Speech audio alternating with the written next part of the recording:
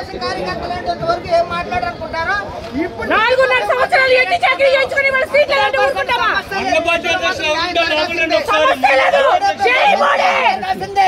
100% party కోసం కష్టపడిన మనిషి, ఆయనకి న్యాయం జరగాల్సిందే.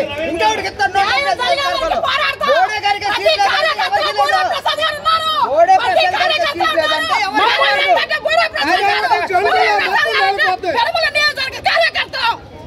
కాదు. మోడీ ప్రసాద్ గారు అమ్మా పార్టీ ఆశించిందమ్మా చేయండి అని మాతో ఆయన చేసేది కాదు, మాతో కూడా చేయించారు.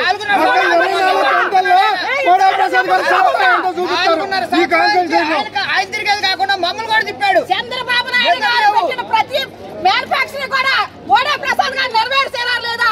సార్ మీరు ఒక్కసారి వినండి. చంద్రబాబు నాయుడు గారు ఆయన ద్వారా మేము వర్క్ నేర్చుకోవడానికి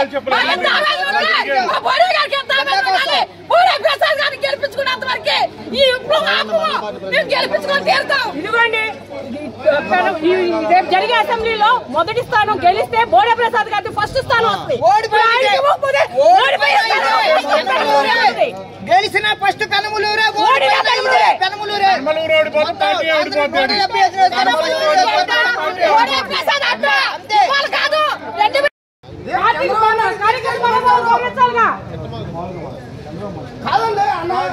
మనోభావాలు గౌరవించాలిగా, కార్యకర్త మనోభావాలు గౌరవించి ఇస్తానన్నాడు. ఇవాళ గౌరవించుకుని ఎవరు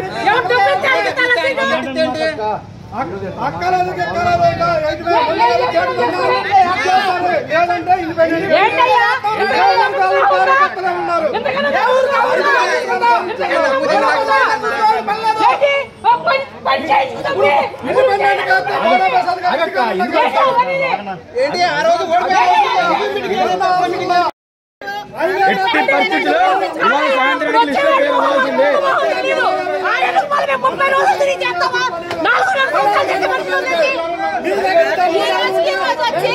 సీట్ కావాలి ఎవరికంటే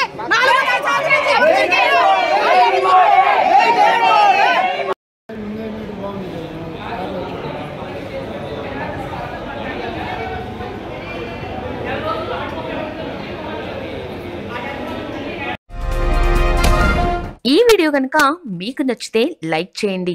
మా ఛానల్ని సబ్స్క్రైబ్ చేసుకోవడం మాత్రం మర్చిపోకండి.